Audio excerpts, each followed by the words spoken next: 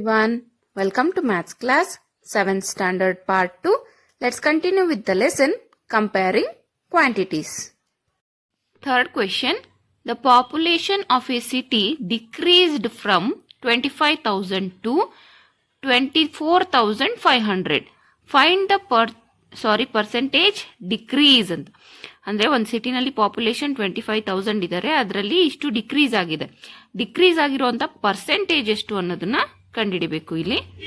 So population of city ಎಷ್ಟಿತ್ತು? 25,000 ಇತ್ತು. Okay, then population decreased, ಎಷ್ಟು ಡಿಕ್ರೀಸ್ ಆಗಿದೆ? 24,500 ಡಿಕ್ರೀಸ್ ಆಗಿದೆ. ಸೊ ಡಿಕ್ರೀಸ್ಡ್ ಪರ್ಸೆಂಟೇಜ್ ಎಷ್ಟು?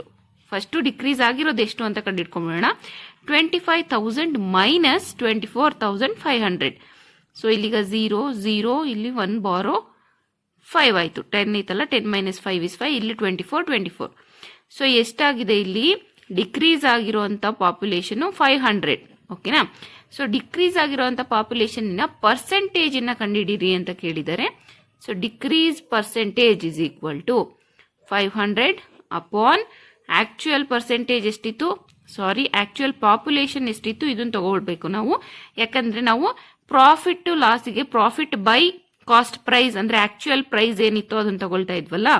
ಗಿವನ್ ಪಾಪ್ಯುಲೇಷನ್ ಏನಿದೆ, ಆಕ್ಚುಯಲ್ ಪಾಪ್ಯುಲೇಷನ್, ಇದನ್ನ ಡಿನಾಮಿನೇಟರ್ ಅಲ್ಲಿ ತಗೊಳ್ಬೇಕು. ಸೊ 25,000 ಇಂಟು ಪರ್ಸೆಂಟೇಜ್ ಕಂಡುಹಿಡಿಬೇಕು ಅಂದ್ರೆ 100. ಓಕೆ, ಇಲ್ಲಿ ನೋಡಿ 20 ಕ್ಯಾನ್ಸಲ್, 10 ಕ್ಯಾನ್ಸಲ್. ಇಲ್ಲಿ ಎಷ್ಟು ಉಳಿತು? 50/25 ಉಳಿತು. 25 1s 25, 25 2s 50. So what is the decrease percentage? That is equal to 2%. Okay. Fourth question. Arun bought a car for rupees 3,50,000. The next year the price went up to 3,70,000. What was the percentage of price increase ಅಂತ ಕೇಳಿದರೆ. So price, actual price ಅಥವಾ initial price ಅಂತ ತಗೊಳ್ಳೋಣ. Actual price of car is equal to 3,50,000. Okay, price increased, ಎಷ್ಟು increase ಆಗಿದೆ ಅಲ್ಲಿ? 3,70,000 increase ಆಗಿದೆ. So increase ಎಷ್ಟಾಗಿದೆ ಪ್ರೈಸ್ ಅಲ್ಲಿ? 3,70,000 ಮೈನಸ್ 3,50,000. ಸೊ ಎಷ್ಟು ಇನ್ಕ್ರೀಸ್ ಆಗಿದೆ ಅಂತ ನೋಡೋಣ. 0 minus 0 is 0, 0 minus 0 is 0, 0 minus 0 is 0. Okay, ಇಲ್ಲೂ ಕೂಡ 0 ಇದೆ, 0 ಇದೆ. Then 7 minus 5 is 2, 3 minus 3 is 0. So 20,000 increase ಆಗಿದೆ. ಇಲ್ಲಿ ನಾವು ಏನ್ ಕಂಡುಹಿಡಿಬೇಕು? Percentage of price increase. So increase ನ ಪರ್ಸೆಂಟೇಜ್ ಕಂಡುಹಿಡಿಬೇಕು. 20,000 ಅಪಾನ್ ಆಕ್ಚುಯಲ್ ಪ್ರೈಸ್ ಯಾವುದು ಇಲ್ಲಿ? 3,50,000. 3,50,000 ಇಂಟು 100. ಇಲ್ಲಿ 20 ಕ್ಯಾನ್ಸಲ್, ಇಲ್ಲೂ 20 ಕ್ಯಾನ್ಸಲ್. ಇಲ್ಲಿಗೆ ಎಷ್ಟಾಗಿದೆ? 200/35 ಆಯ್ತು. ಇವೆರಡು 5 ಇಂದ ಡಿವೈಡ್ ಆಗ್ತವೆ. 5 7s 35, 5 4s 20, 1 0. ಸೊ ಇಲ್ಲಿ ಏನಾಗಿದೆ? ಈಗ 40/7 ಬಂದಿದೆ. ಇದನ್ನೀಗ ಡಿವೈಡ್ ಮಾಡ್ಕೊಳ್ಳೋಣ. 7 5s 35. ಇಲ್ಲಿಗ 1 ಬಾರೋ 10 ಆಯ್ತು. 10 ಮೈನಸ್ 5 ಈಸ್ 5. ಇದನ್ನ ನಾವು ಮಿಕ್ಸ್ಡ್ ಫ್ರಾಕ್ಷನ್ ಅಲ್ಲಿ ಕೂಡ ಇಡಬಹುದು.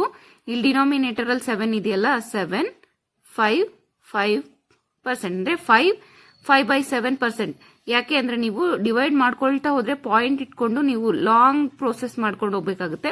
ಈ ರೀತಿ ಮಿಕ್ಸ್ಡ್ ಫ್ರಾಕ್ಷನ್ ಅಲ್ಲಿ ಕೂಡ ನೀವು ಆನ್ಸರ್ ಅನ್ನ ಇಡಬಹುದು. ಇಲ್ಲಿ ನೋಡಿ 7 5s 35, 35 plus 4 is 35 plus 5 is 40, 40/7 answer ಇದೆ. ಸೊ 5/7% ಇನ್ಕ್ರೀಸ್ ಆಗಿದೆ. Okay, fifth question.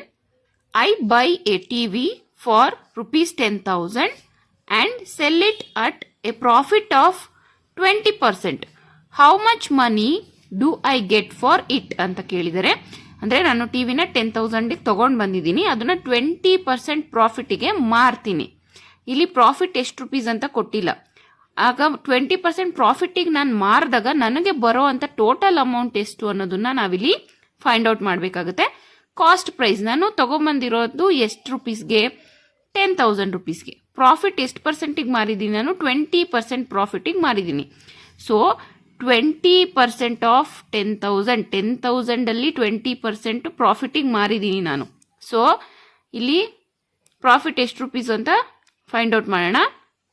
20% ಆಫ್ 10,000 ಅಂದರೆ 20% ಇರೋದ್ರಿಂದ 20/100 ಇಂಟು 10,000. ಈಗ ನಿಮ್ಗೆ ಆಲ್ರೆಡಿ ಪರ್ಸೆಂಟೇಜಲ್ಲಿ ಎಷ್ಟು, ಇಷ್ಟರಲ್ಲಿ 20% ಎಷ್ಟು ಅನ್ನೋದನ್ನು ನೀವು ಕಂಡುಹಿಡಿಯೋದನ್ನ ಕಲ್ತ್ಕೊಂಡಿದ್ದೀರಾ. 20 ಕ್ಯಾನ್ಸಲ್. ಇಲ್ಲಿ ನೋಡಿ 2 1s 2, 3 zeros, 2,000 ರುಪೀಸ್ ಪ್ರಾಫಿಟ್ ಬಂದಿದೆ. 10,000 ರುಪೀಸ್ಗೆ 2,000 ರುಪೀಸ್ ಪ್ರಾಫಿಟ್ ಬಂದಿದೆ. ಹಾಗಾದರೆ ಟೋಟಲ್ ನನಗೆ ಎಷ್ಟು ಬಂತು? So money I get is equal to 10,000 plus 2,000, that is 12,000 rupees. ಈ ರೀತಿನಲ್ಲಿ ಬೇಕಾದರೂ ನೀವು ಮಾಡ್ಬೋದು. ಒನ್ ಮೋರ್ ಮೆಥಡ್ ಇದೆ. ಪ್ರಾಫಿಟ್ ಪರ್ಸೆಂಟನ್ನು ನಾವು ಯಾವ ರೀತಿ ಕಂಡುಹಿಡಿತೀವಿ? Profit by cost price, that is 10,000 into 100 ಅಲ್ವಾ?